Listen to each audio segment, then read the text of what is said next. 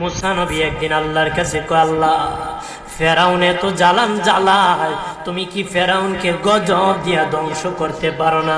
আমার আল্লাহ কয়, মুসা আমি ফেরাউনকে 4টা কারণে গজব দেই না। কয় কারণে? ফেরাউনকে 4টা কারণে গজব দেই না।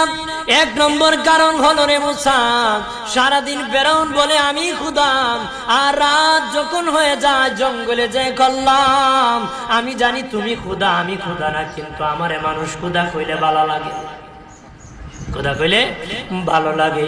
প্রভু, তাই তুমি বিরক্ত হইয়া আমার উপর গজব দিও না। আল্লাহ বলে, মুসা রে, ওই ফেরাউনের রাত্রির দুয়ার কারণে আমি আল্লাহ তার উপর গজব দেই না।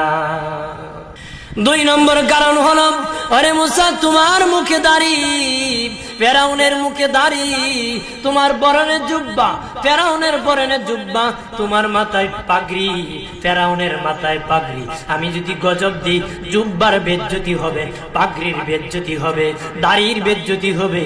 মুসা রে, ওই জুব্বার পাগড়ির ইজ্জত রক্ষার কারণে আমি আল্লাহ ফেরাউনকে গজব দেই না।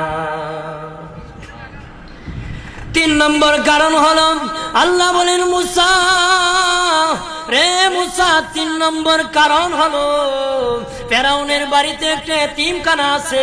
প্রতিদিন দুপুর বেলায় এতিমরা ফেরাউনের বাড়িতে মেহমানদারি করে। তারা খাওয়ার পরে আমি আল্লাহর কাছে দোয়া করে, আল্লাহ তুমি যদি গুসা হয়ে ফেরাউনকে গজব দিয়ে ধ্বংস করে দাও, আমরা এতিমকে কে খাওয়াইবে রে আল্লাহ, আমাদের দুয়ার বরকতে ফেরাউনকে গজব দিও না। আল্লাহ বলে, মুসা রে, এতিমের দুয়ার কারণে আমি আল্লাহ গজব দেই না। 4 নম্বর কারণ, আল্লাহ বলেন, মুসা ফেরাউনের একটা মাছ বিদ্ধ, হাঁটতে পারে না। ফেরাউন নিজ হাতে নিয়ে গোসল করা, নিজ হাতে মায়ের শরীরে তৈল লাগায় দে, নিজ হাতে ফেরাউন খাওয়ায় দে। যখন খাওয়ানোর পরে মা বিছানার মধ্যে ঘুমায় যায়, ওই ফেরাউনের মা আমার কাছে 2টা হাত বাড়ায়, আল্লাহ আমার ফেরাউনকে যদি গজব দিয়ে ধ্বংস করে দাও, আমি মায়ের সেবা কে করবে? আল্লাহ বলেন, মুসা রে, ফেরাউনের মায়ের দুয়ার কারণে আমি আল্লাহ গজব দেই না।